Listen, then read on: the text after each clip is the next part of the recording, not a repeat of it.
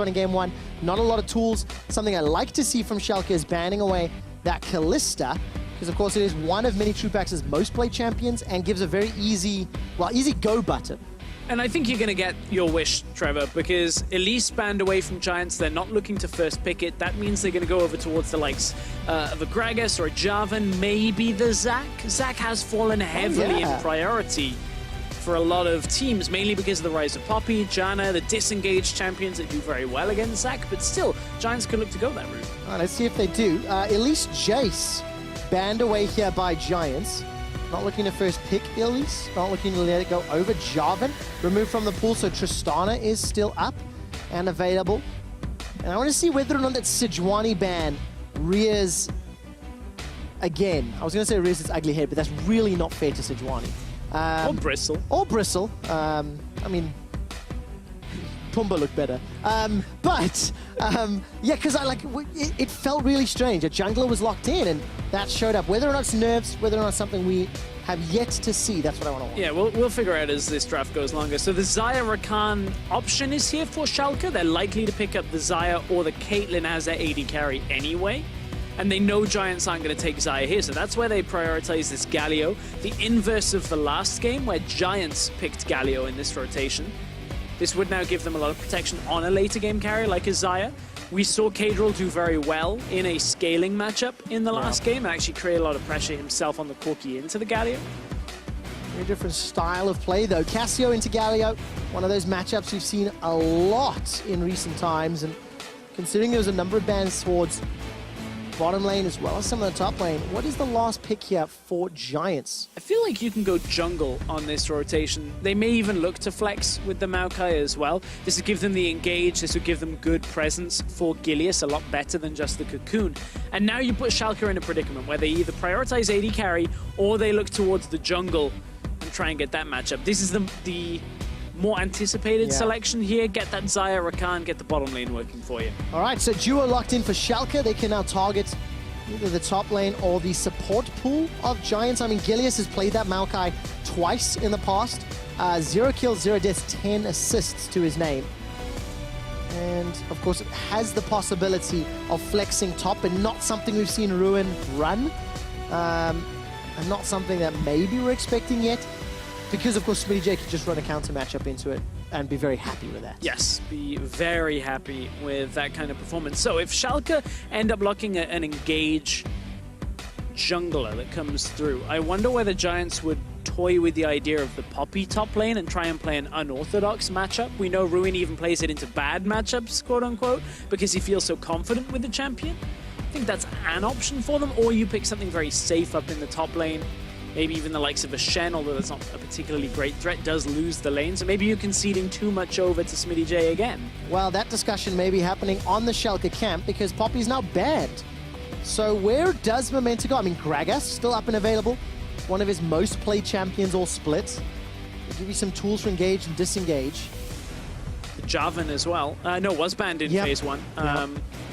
Used to seeing it get through. But at this point, Zac taken away, so not having that engage. Gragas is where my mind jumps to next.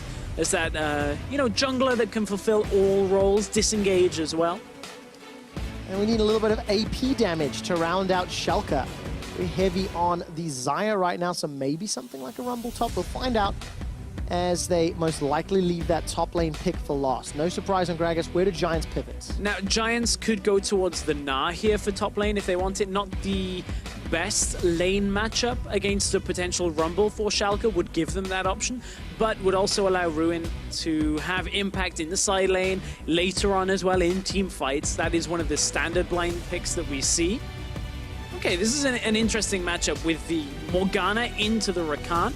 A lot of people have been quite vocal about how Morgana is difficult to make work because you've got a Black Shield preemptively. It's not exactly like you can wait for something to hit and then Black Shield. Yeah. But right now, Schalke don't have a lot of ways to break the Black Shield. So that is one area we have to now look at for the rest of the Schalke lineup. Well, Rumble might be that answer into the Gnar. Or what else does SmittyJ want to play? Remember, Schalke picked red side. SmittyJ was the primary carry. He was unleashed in game 1. And now he gets the option. It's difficult because Gnar doesn't have any hard counters. Well, he has quite a few, but they're outside of the meta, right? Smitty J did play Yasuo into this matchup, but that would be heavily further into the AD.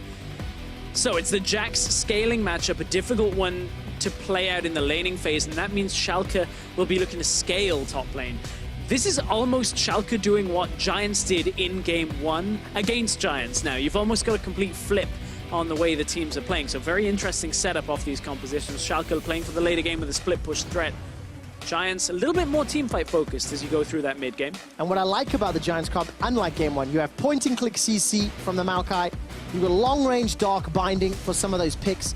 And of course, if Ruin, when he gets that Narbar nicely charged up, can look for those engages. But who is going to deal with Smitty J's Jax if Smitty J manages to get ahead? 2 members of Giants. Right. Not just one. It's not going to be that kind of game where they 1v1 the entire game. Interesting setup as well. We talk about how it's similar for Schalke to what Giants had in Game 1. There are a few distinct differences. Schalke have better ways of starting fights themselves. You have a Gragas, you have a Rakan to go aggressive. You're not only relying on an Elise Cocoon to get a fight started. So Schalke may be able to maintain a level of aggressiveness against Giants despite being a scaling side lane threat. Yeah, going to have some options to them with some headroom to grow. If I can summarize that one. Well, let's see what they do. You guys jump onto Twitter. Let us know who you think will be qualifying again for the EU LCS. Hashtag GIA win or hashtag S04 win. That's the number 04. Let's take a look. Giants down 0-1 in the series. Schalke scored first blood. We're loading into game 2. And of course for Schalke, this is definitely where they want to be. Schalke, I personally felt responsible for caster cursing them during the Spring Split with the Schalke tank joke, only to get egg on my face when they lost to Misfits Academy back in the day. But this roster looks arguably better, looks more refined, more capable of requalifying. And I think that's the most interesting thing is the names aren't as big. You don't have those standouts, the Vanders of the world where everyone's like, wow, okay, Schalke, they have to qualify. Yeah. But this is a team that is performing as a sum of its parts very well, more so than Schalke in spring. And that is the real testament to the way that the organization went back and reflected, redid their roster. And that's why they are such a formidable opponent right now. And something that we were talking about in preparing for this series is how a lot of the challenger teams are getting huge amounts of support. Apparently they take dancing classes as well now. Well, Norska in an upset. They have been quite vocal about how upset has been helping Norska and learn the game, and they're very, or at least at a competitive level, they've been very together when it comes to this bottom lane at all times. They seem to be on the same page, Trevor. It's just like a couple, you know, just working out that way. We'll see whether or not Mini Trupax and Jack Troll can interrupt it, though. Because for Giants, Mini Trupax is the guy that I've definitely seen a lot of love and support for on social media and on Reddit. Talking about the carry potential that this kid has. And now he's got himself arguably one of, if not the best 80 carry on 7-16 in Tristana. I actually think the best at this point. As good as Kalista is in the laning phase, I think she doesn't hold up to the late game like Tristana does, whereas Tristana, safe laning phase. You can just draft around that. Wow, Kadril losing out pretty heavily in the early game. There were nerfs to Cassiopeia on 7-16 that affected her early game. It actually only amounts to the fact her base mana pool got reduced by 1 Twin Fangs worth of mana. So Jizuki can still just walk into the lane and just lay down a whole lot of damage on Kadril. Yeah, and the Corrupting Potion as well, just going to help him stay in lane and keep it going. But it's Galio early game with Teleport as well. So we'll see Kadril TPing back into lane and looking to get himself set. Dark Binding connects onto Norska. He goes for the entrance. It's a knock-up, and that Black Shield was late from Jack Troll. Trupax ends up losing out on the trade. The difficulty of playing the Morgana, it was actually Norska in an upset that we're talking a little bit about how they beat Team RB when they had to swap from Janna to the Morgana, and that Kasing just wasn't quite able to keep up with those Black Shields in time. You can see the difficulty of the lane. Also, it doesn't do a whole lot of good against the Xayah after the crowd control. The damage just goes right through it. That's something we're going to have to keep an eye on as this game goes later, because Morgana has other drawbacks. She's not as good as Janna in team fights when it comes to holding crowd control and denying fights because she's so squishy. She just dies. On the bright side for Jack Troll, if Jax is jumping onto him or Gragas, both being melee and whatnot, the Soul Shackles becomes a little easier. But that is like the silverest of linings. Also, something will have gone wrong for Smitty J at that point because that's a team fighting Jax and you don't want to do that. So I've seen too many Jaxes join team fights to believe that it's automatically going to be split push.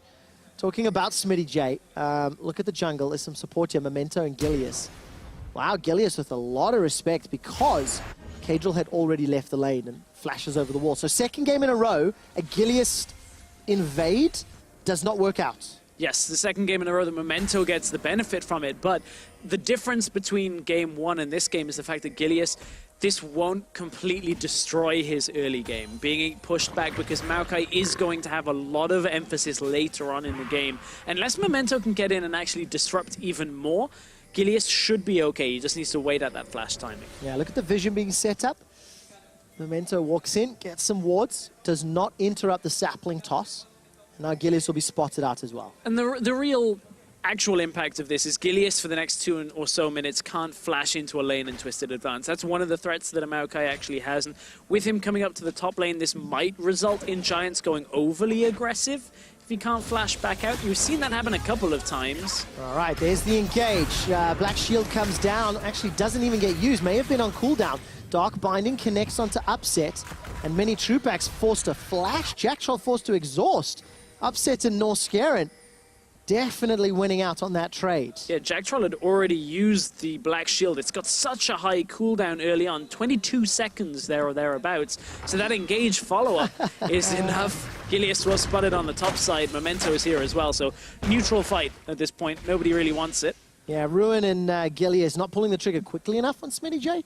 So Smitty pops the Trinket Ward and gives them self-visualization. So Schalke, they start off another game with early advantages from the laning phase. Momento's going to get interrupted with the smash. And now let's see whether or not Troopax and Jack Troll can be punished, knowing they're down summoners. Yeah, that's the bottom side difficulty for Giants. A little bit more of an expected trade. Cleanse in the comes middle out lane from Jizuki. Petrifying Gaze is available. Memento's only level 4. Not sure he wants this fight. Looking at the minimap, Norskeren's already started to leave the lane, but returns as Kadril backs away. He's got a small CS advantage using that TP, and I think he went aggro because he knew Memento was nearby. Yeah, exactly that.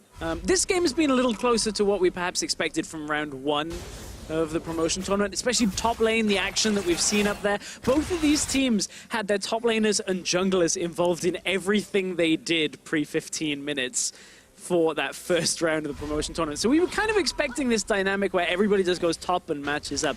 The key thing for Giants, though, is a lot of that was Ruin and Gilius actually TPing and appearing in the bottom lane itself. So that's the other half of this that we got to watch out for, which is still possible. Level 6 for Ruin is there. If he can build that Mega Gnar, get to the bottom lane, maybe that's the engage that turns this bottom lane in their favor. Yeah, I mean, Ruin never got a chance on Camille in game 1. Let's see this engage on the bottom lane. Black Shield comes out, Noskeren with the plumage assistance of Upset, really bullying this lane out, but it's not equated into a CS advantage. Now, stress, I know there's some nuances to that 100% kill participation, because just how many kills was it? Not many. It was under 1 a game. Okay, but what matters is when it did happen, the two of them were involved. But game 1, it didn't happen. No, didn't happen. 0% for both of them. But it should have. At least Camille, like, it should have played. Theoretically. That's what we're trying to get to here. And I think the real caveat to all of this is the fact that it highlights how few kills both of these teams have in the early game. When you look at it again, we're 0-0, nearly 8 minutes in at this point. Neither team has really taken a trade. When it comes to actually kills, they both teams actually rely on it coming later on in the game. Giants like to team fight their way out of situations, and that couldn't happen in the last game because they were behind. Yeah, never got a chance to team fight. Smitty J just didn't let them in. Smitty's down again in CS. Sorry, not down again. He's down this game in CS to Ruin's Gnar, as is to be expected. Memento's farming up a storm, though, as we have a brief pause. I will give you guys updates as just a moment. It is Giants. It looks like the referees are fiddling with the headset. Though I should just wait for confirmation. Stress. What we can see on screen is they're talking to both Ruin and Gilius. So that one, we don't need confirmation on. We can see that for ourselves. I think the interesting thing talking about top lane, as you said, Smitty J is down in CS, but that again is an expected position. On Jax, you need to scale, you need to play that side lane threat later. Nara is just too strong in the laning phase. So only being 9 CS down is actually a fine point to be at. It is, especially when you consider Gilius actually spent a little bit of time there, tried to gank. Memento was there to back up, and it was an audio-related situation with Ruin's headset, and they fixed it. So, but I should definitely always wait before I talk about those things. It sucks being wrong. But yeah, I mean, gigantic advantage for Memento, at least numbers-wise. It does not equate to any goal difference at all. It's 100, which is nothing at this stage. Always misleading those jungle creeps. Yep, the Krugs, the Raptors all give you a nice lot of numbers. Oh, Memento's going to get more Krugs for himself. It's going to be great. He's going to be so far ahead. But bottom lane is where he was actually looking to go here. And look, you mentioned that the CS lead hadn't appeared in bottom lane yet. Now, the key thing is Mini Trupax and Jack Troll out of health potions and have been for a couple of minutes now. That's where the trading has been focused onto Jack Troll, so they're getting pushed in. It means Mini Trupax and Jack Troll either have to back away or concede even more of a CS lead now, because Upset and Norscaran have been able to bully their way to nearly a 15 CS lead just over the last 2 minutes alone. I mean, Memento, this Gragas game, when he shows his face, he backed up Smitty J top. He backed up Kadrill in the mid lane. He pushed Mini Trupax and Jack Troll away bottom lane. The presence and the pressure that he is putting on Giants is simply outclassing Gilius right now. And Gilius, like, I love the guy, and I hope he never stops doing this. But he did say that on the 24th of August, Giants will 3-0 Schalke. Now, I don't need to, don't mean to call the guy out for his tweets, as you can see on your screen. But he's down 0-1, Stress. Yeah, already against the premonition. As you said, Gilius, one of these players that loves to put himself out there when it comes to tweeting. And I think that's what a lot of players latch onto when it comes to, or a lot of the viewers will latch onto a player that has a little bit of an edge, a little bit of personality. Gilius, certainly the Marmite of, of EU Challenger junglers. You either love him or you hate him. Fantastic analogy. The Marmite jungler of EU CS. The Marmite jungler is playing Maokai, and he has to figure out how to get Giants back into the series, because it feels like Memento is providing more value right now. And even the value he's providing, as you said, he's kind of hovering around lanes, not necessarily going aggressive in. And that's a benefit because Schalke, remember, they're playing a very similar comp to what Giants had in the first game when you look at their side lane threat that is actually getting through this game at an acceptable pace. You've got a bottom lane that will scale well, as you've got a mid lane that can defend Upset as well. A lot of things are going in Schalke's way in the second game in a row here, and that's kind of troubling because we were expecting Giants to fight them a little bit more when it comes to putting up resistance to just this long scaling game. Yeah, and I mean, I want to see what they do. It's still even at 11 minutes, and both teams I think have got good team fighting, you know, possibilities. The Gragas, Galio, Xayah Rakan is so frustrating to deal with. And it might get called upon. Norscaran can use that at longer dash range to jump over to Upset. And Xayah Rakan ends up potentially saving Norscaran's life there. Yeah, that's just that extra escape range, of course, from playing the duo together. It's one of those things that you see Xayah Rakan enough. It's not game-breaking that they have those additional. But it's so rare when you see an example like that, where it could have been the difference. Exactly, and that's like that maybe 10% extra strength when they're paired together. Yeah, must be difficult to balance. I mean, most stats are made up on the spot. 72% of them are here. So the 10% extra strength, that sounds viable to me. I mean, I think closer to 7.5 personally, but it depends on how you measure your metrics, Stress. Very true. I'm going to have to ask the stats team to let me know what the latest first blood was in EU CS Summer. This game could challenge it. I've got that feeling in my bones. Not exactly the most exciting of stats, but no. Let's see whether or not Memento tells me to stuff it, because he's got the barrel, got the ability to jump in and comboed with Upset and North and CC. That's definitely a deaded someone. Seems like Memento is a bit stuffed at this point. Maybe ate a little bit too much on his Gragas at this point. So, okay, here come Upset and North out of the lane, trying to transition in to get jungle vision control. Couple of wards go down, just trying to see any roam that'll come from Jizuki, because look, Cable can beat the roam, or at least match it from Jizuki very easily using the ultimate. Jizuki has to now cross a bunch of wards if he wants to get out of the lane, and he's already getting pushed in, so that option doesn't really exist for him anymore. Yeah, what is the win conditions for the Giants? You know, you've talked about Jizuki a little bit there. We know, obviously, many Troopax can scale with Tristan and have some frontline powers, but where else do Giants look to win this game? So they got a good amount of team fighting and skirmishing. When you look at the Na, you can bring him into the team fight. You've got Cassio, who will scale very well with the Tristana as well. So both of these teams haven't put many eggs in the early game basket at all. Giants will be looking to get the later game fights. So will Schalke. Schalke's are a little bit more flimsy in the sense that Kadril, his role is just protecting Upset and letting Smitty J push the side lane. Also, the flexibility of jumping to Smitty J if something happens, hugely valuable. First Dragon of the game being started here at 1340. I'm looking at the minimap. Giants not really in a great place to contest. It feels like there's going to be a little fight here. Memento's running low. Gilius coming in from the side. Can throw down that ultimate to cut off the river. Stress, everybody's joining, but it's a little bit of a messy setup. Dark Binding is dodged by the body slam. And Schalke gift wrap the Ocean Drake. Use the blast cone over the wall. That's the flash engage onto it too. Nature's Grasp not yet triggered. It has been thrown down, but that's the dragon. It was picked up by Giants. Now Schalke engaging. Kadril is joining the fight. Look at that. The teleport starting to finish. Gilius gets jumped on by the leap empowered strike. And Schalke got 2 kills for the cost of the dragon. Yeah, Schalke able to re-engage the fight very well. Memento came in, hit a double body slam that came through. Ruin actually cancelled his TP, so that'll give Giants the tower first blood for this game. Memento has to be careful here. He's just going to die to many Troopax. He is indeed. Flash for many Troopax. I think if he'd had vision and Norskeren, he may have even gone further forward. 1 kill reply to Giants.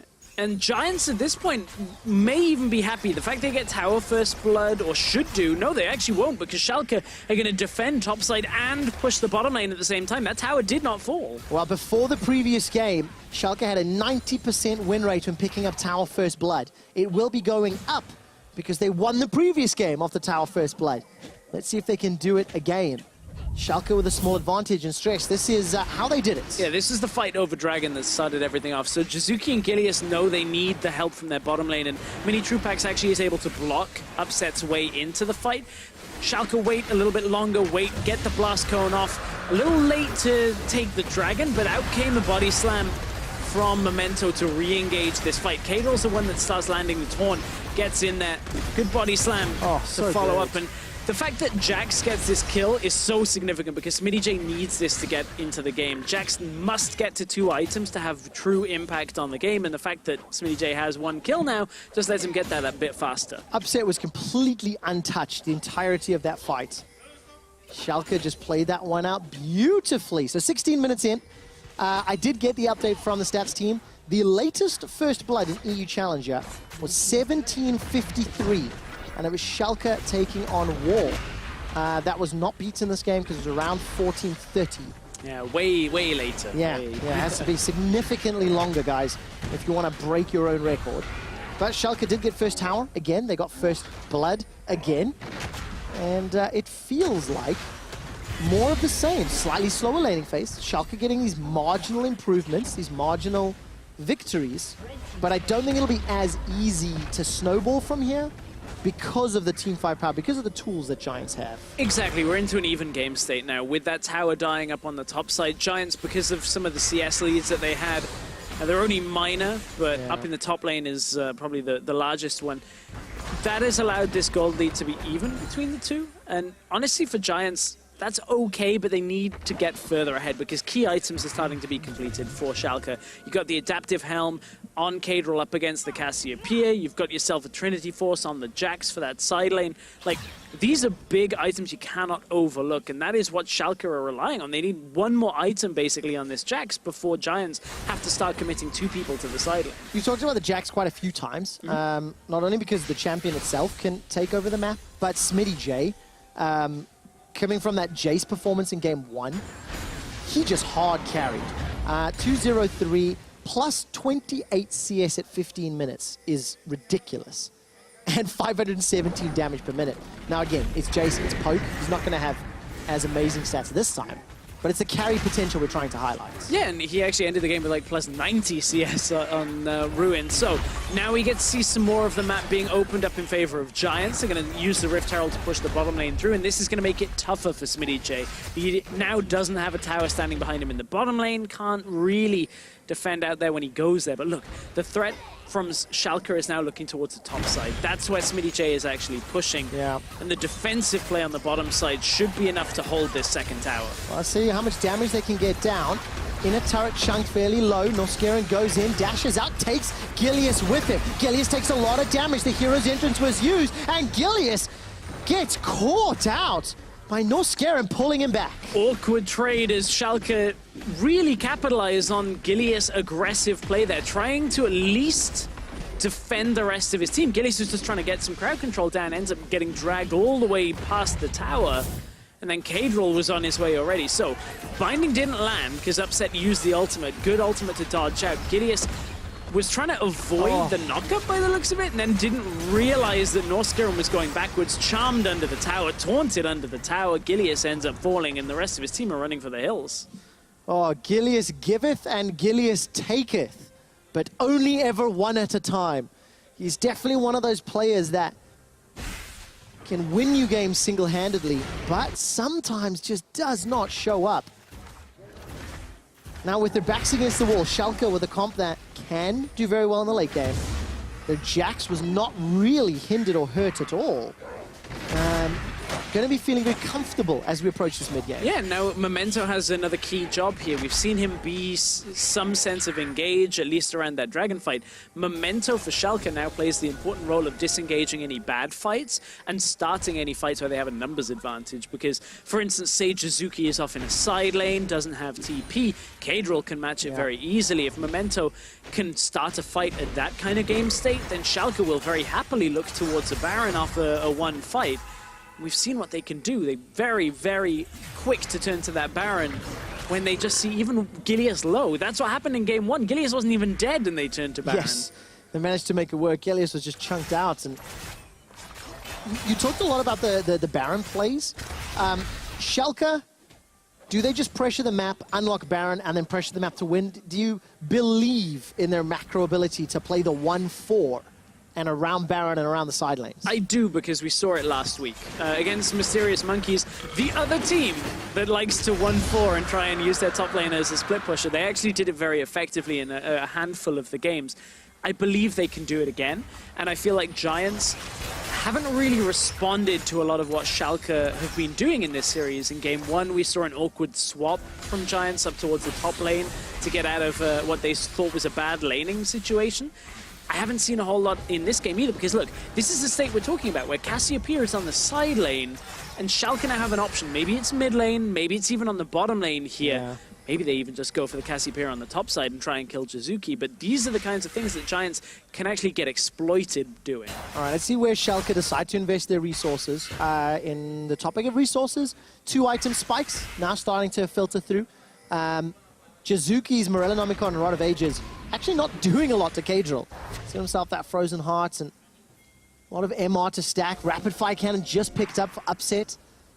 Ruin's got himself the traditional Gnaw split push build. Frozen Mallet and Black Cleaver. Went Frozen Mallet first.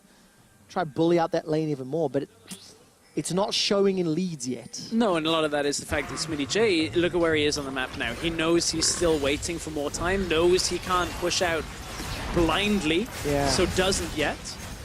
Mini Trupak's actually nearly getting caught there, but you see the Black Shield was active at the end of it.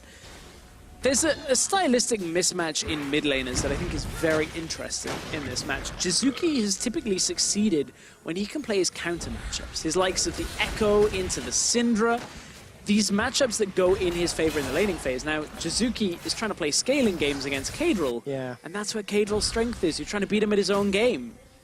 Well, if you can beat him at his own game, maybe that's how you win the series. Let's take a look. A little bit of setup around the Baron. Gilius decides to go into the pit. Dark Binding connects, and Sapling will trigger Baron. Enough mobility on the side of Schalke that they're able to jump out of the pit. I want to look at the gold graph for Schalke, for how they managed to pick up game number 1, because it is very traditional, very Schalke-esque, where even for a while, and then they just unlock the ability to win. They just get that Baron, push it through, and know how to snowball the game effectively. That's what we saw in game 1, and that is what they've threatened to do a couple of times around the Baron at this point. That's what they were trying to set up. Vision control around Baron, maybe even looking for a pick on Jizuki. We talked about on the side lane. That was a possibility, but Giants have been better this game at actually denying some of the pathways for Schalke. You can see now Giants want to set up that mid lane threat because Schalke are spread across the map, but they're starting to collapse. Look, Cadril coming down from the top lane. All right, Bramble Smash comes down from Gilius. The entrance is available for Cadril. He uses the Justice Punch to escape. While all this is going on, Smitty J is shoving the bottom lane. Look, Cadril's not taking a lot of damage. Turns it back around with the Winds of War. That Adaptive Helm doing work with the Twin Fangs. Now Gilius a little unsupported by Giants. Giants grouped up, tried to siege the tower, and while they got a lot of good damage onto it, were unable to secure the objective right now. Smitty J had to back away at the same time, so a lot of that presence in the bottom lane is released. The vision control is non-existent bottom side for Schalke. They haven't had anybody invest any vision down bottom side, so Smitty J knows he has to play this safely, has to play it very calmly. You can see zero. Yep. Literally zero at any point in either bottom jungle in favor of Schalke. So that's why Smitty J backs away. It ends up giving the tower over to Giants because of the fact that Mini Trupax just on Tristana, 25 minutes in the game, just presses E on the tower, 4 autos and it's dead. So Giants at this point actually taking a lot from this exchange, will get a second tower as well. So just edging out 1,000 gold lead. Yeah, Smitty J just edged out to Blade of the Ruined King. He was sitting on about 1,000 gold. Finished that one out, and this is a good sign for Giants if you're looking for them to even the series. They've got good protection for Tristana, who's got the Infinity Edge Static Shiv, I think. 2,000 gold for Mini Trupax. So likely going to finish off the Rapid Fire Cannon. Void Staff also, by the way, just completed for Jizuki. So power spikes are plenty for Giants. Yep. Mountain Drake in a minute and a half. Baron is up and available, so there's options. And you saw Giants sieging, grouping, trying to make those proactive plays. I'm expecting to see more of it. I'm expecting to see more. I'm also expecting to see a couple of attempts out of Schalke now. Smitty J will start testing the waters now that he's past two items. He might not take an all-in trade at first, but here is Cadril as well. This is what they've been looking to set up here. Smitty J recognizes he has enough damage to take a trade, especially with the damage reduction, but mid lane... All right, Featherstorm's already been used by Upset. A good quickness from Norscarin. Dark Binding connects onto Upset. Buster Shot sends him packing. Mini Trupax with the red buff manages to rocket jump forward. Not done yet. Giant support staff ecstatic at the double kill for Mini Trupax. They're going to turn right away and head towards the Baron. Smitty J, the second trade is not going in his favor now as Ruin has been able to put a lot of damage down. This is what I was saying about testing the waters. Smitty J still not confident out on this side lane, and now Giants looking to try and get the Baron for themselves. They have the teleport on Ruin if they need to bring him across. Mini Trupax, look, this is still 3,000 health. They don't feel confident without killing one of these members first. They get Memento, it's secured. Yeah, Memento's going so low. Twin Fang takes him down. Smitty J's jumped into the fight. Petrifying Gaze stuns too. Smitty J's looking for Jizuki, but the Baron is picked up by Giants. Now all of a sudden Ruin turns his attention to Cadril. Won't be able to catch him or run him down. Crunches forward and the wallop, but there's no follow-up. And Giants, off the back of a Gilius engage, get the Baron. A real big passage of play for Giants there, and you have to think that perhaps it was Cadril's ult being used in the bottom lane, signifying that Schalke were committing to the bottom lane. That actually meant Giants could go. They knew the damage reduction wasn't there. Upset couldn't clear enough distance, even after the Featherstorm and the Flash, to actually deny this engage. You see Upset standing on a ward. It's a very common ward placement. Not a lot more Upset could do from this. He tries to get out, tries to put damage down, and then Mini Trupax says, okay, hang on. I can actually just get free damage down from that root being in place. No way for Upset to get further out of the fight. Double kill comes through from Mini Trupax, and fast forward all the way through the rest of this one. And Giants are on the Baron. Memento, Cadril try and come up to stop it from happening, but out comes the TP. Smitty J TP's in himself, but remember, we don't want to see a team fighting Jax. That's not his position to play from, and it means the Giants able to just easily get through the rest of this fight. You mentioned the Petrifying Gaze, catch both of them. Schalke not really able to contend with the second half of this fight. Giants come away with the kill lead, the dragon lead, the tower lead, the gold lead.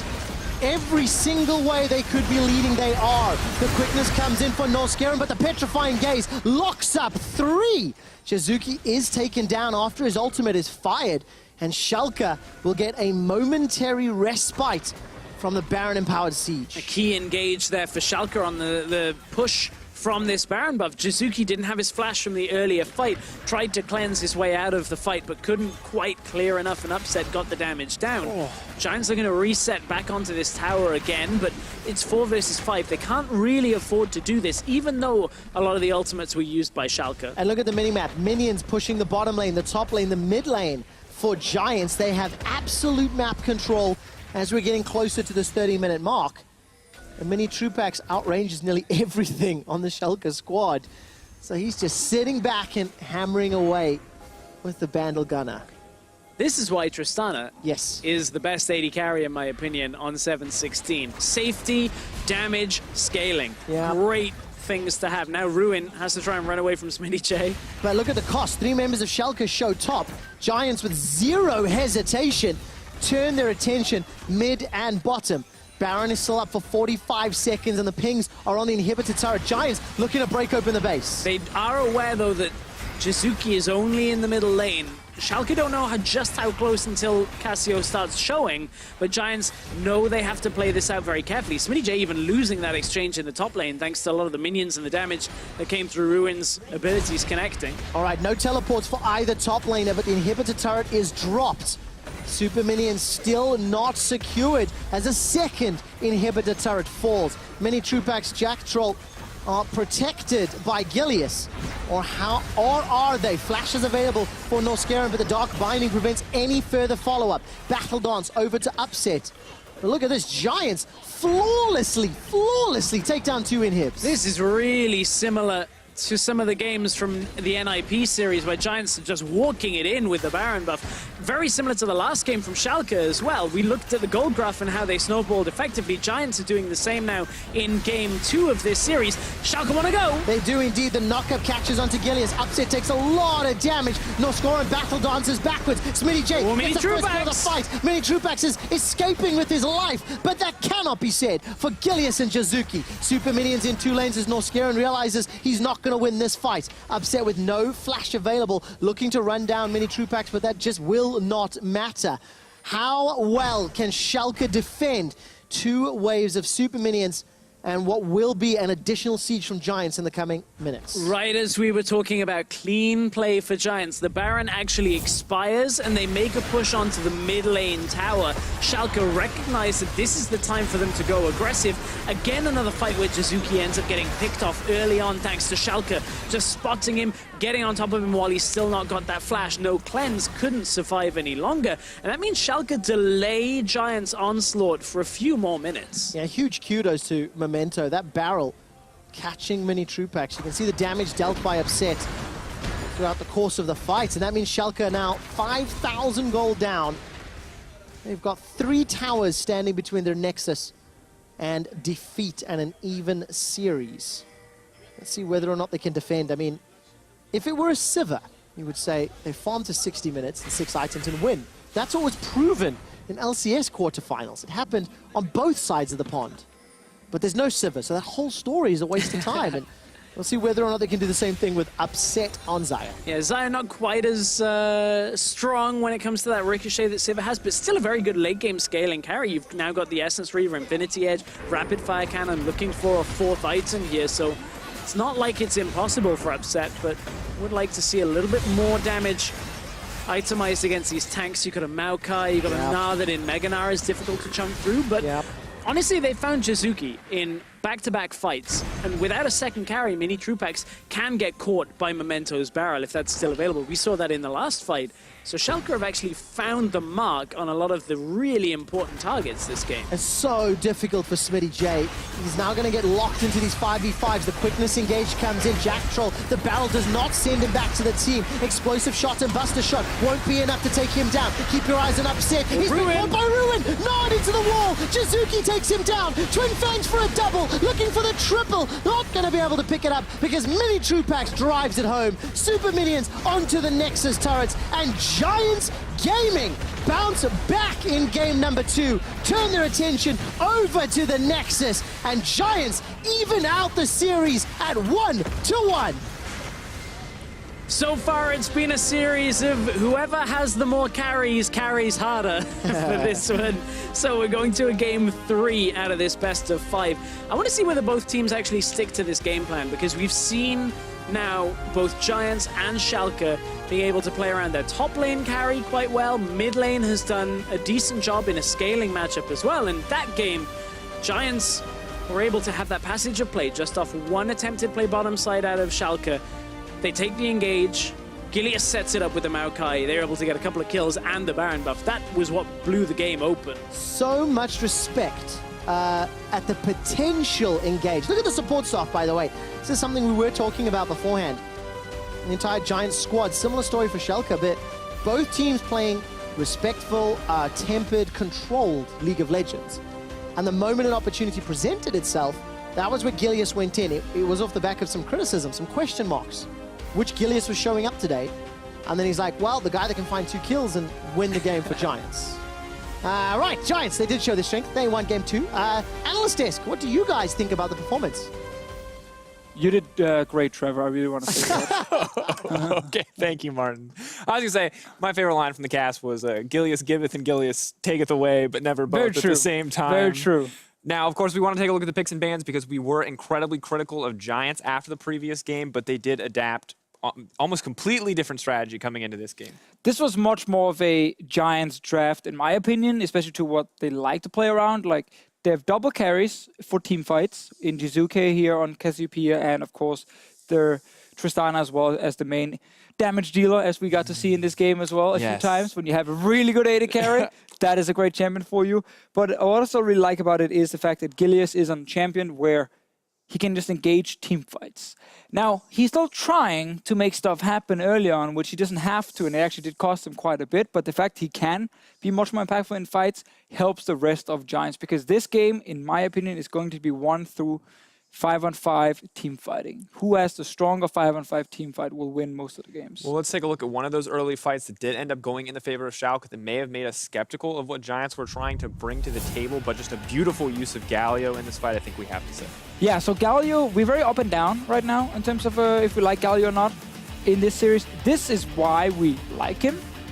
In these like mid-game fights after this engage happens, comes in with, of course, ulti after the engage has already happened from Mascaran, but then like he's just unkillable. Like, it's not the Galio who's the main reason they win the fight here, but when he finally enters, his base damage is high enough to actually kill people, and he's just impossible to take down. You just spend all your cooldown on trying to kill the Rakan or the Xayah, you're not going to have enough now to kill this Galio. And we saw that Upset was enough damage combined with the Galio bases that when you had a 3-man taunt, you have a 3-man body slam from Gragas, that it was good to keep going, but I feel like Schalke couldn't maintain that momentum, right? Couldn't keep utilizing Galio in that same way. They couldn't force scenarios where that Galio team fight was really good, and that's really what started to cost them. Yeah, this is why I don't like the Galio in this series specifically, is I think if you are really good at playing around him in the early game where you set up his ultis to go to side lanes and like create tower dives or set up good situations for your split pusher where you can get a 2v1 situation, which we did see a few times. If you can really execute that every time, I think the Galio mid will have a lot of value for both teams. However, we have now seen 2 games in a row where they get 1 or 2 good ones, and then they get 3 or 4, 2 or 3 that doesn't really matter, and then he gets to full late game, and you have 1 carry in team fights because Schalke wants to run a split pusher every time. That's too much pressure on an Upset compared to Giants with Tristana and Cassie. Yeah, and you're giving him, Xayah. And Xayah's fantastic. She can't save herself, but she can save herself once, right? And right. Tristana is just this constant threat of damage, and we saw in our second replay kind of what would happen when Schalke fumbles that engage, or Schalke can't find those opportunities, or in this case, when Upset does get picked off. Yeah, I think Nosgaren had a lot of cool engages on Rakan, but right here you are going for the Morgana with the Tristana standing next to the Morgana. That is not going to work for you. That is never going to work for you. So Mini Trupax here, he just goes completely off, gets 2 kills for his team, they go Baron, and this is what I like to see. Bottom LCS teams still struggle when it comes to executing Baron, but this is such a nice setup from Giants. After they pick up the kills, they realize you don't need to risk a 50-50 here. TP comes in, Jizuke moves around the corner, smacks Memento down into the ground, and then he lands a sick ulti right after as well on Smitty J and on the Galio, and suddenly you actually have a real clean execution from Giants in a high pressure situation despite being 5v3 when the whole Baron setup starts. And that is the kind of stuff we like seeing from teams who are about to qualify for the LCS. Yeah, the confidence and the coordination, I think we also have to praise them, because we see so many teams who attempt to take Barons, and as you mentioned, a lot of lower tier teams in the LCS, like not have the level of communication to say, hey, stop hitting this, we're going to go kill these guys first. And that coordination from Giants, yes, it sounds like a little thing, but the coordination for everyone to go, and the discipline to say, stop it, we're not going to try to smite it, we're going to kill these guys first, then we'll go. That level of coordination, I think Schalke has to be feeling a little bit nervous, because if they do pick another comp that needs to win by a certain point or needs to get value out of a pick like Galio, it seems like Giants rather have proven themselves a team that can punish it. Of course, again, as we talked about here, it was a really strong 5-on-5 teamfight comp from Giants. This is kind of like one of my favorite kind of conversations right now, where you have like a top laner in Gnar who can split push, but is also really good in fight. So you get both options with that pick.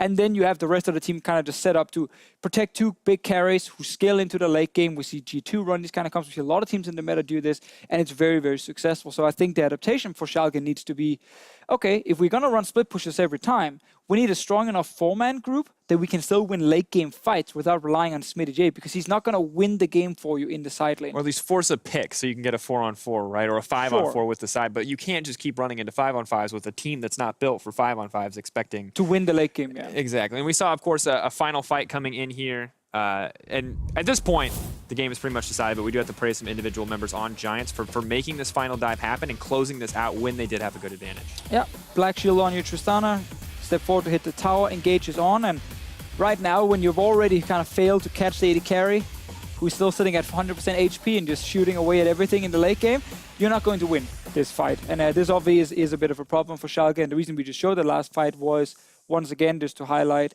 how Schalke here, also how Giants want to play these fights. Very, very simple. Big front line, fatty tanks in the front, massive damage dealers in the back, put a Black Shield on your AD carry, and then tell that guy, shoot, shoot, shoot, shoot, shoot, and shoot. the flash forward from Jizuki, he sees the single damage threat at this point, which is upset, because if Jax jumps into that many people, he's dead. He doesn't do anything, That's right? it. And the second you land the stun on upset, the game feels like it's over. Now, moving into game 3, just to round this out, Schalke, do you think that teams just need to stop going for these compositions that have these limited time windows, like with a pick like Galio or a pick like Elise, and we just need to see more just team fighting on both sides? Or do you really think that Schalke can be successful continuously drafting these split pushers for Smitty J? I think the split pushers are fine. I think if you take this draft and let's say you put an Orianna in the mid lane instead of the Galio, I think there's a better chance in the late game fights they can actually go even against Giants. It is still a little bit difficult because it is a Jax compared to a Mega Gnar, but at least I think it gives them a better chance. So that's kind of the thing for me, is if you want to play Galio in this series, we need to see these ultis used to full effect every single time in the early to mid game. If that fails and you end up in fights against a Cassiopeia and a Tristana, you will most likely lack damage, especially on the side of Giants, on the side of Schalke, because they run these split pushers, and then you're not going to win the late game fights. And we know this is going to come down to late game fights, because we've seen 2 games in a row now where the better team fighting team. But I love it. I love that it comes down to team fighting. Of course, there's a lot on the line for Giants and Schalke in this series. We'll find out which team takes the lead when we return. Thanks, Sunny. Let's focus, guys. Yes,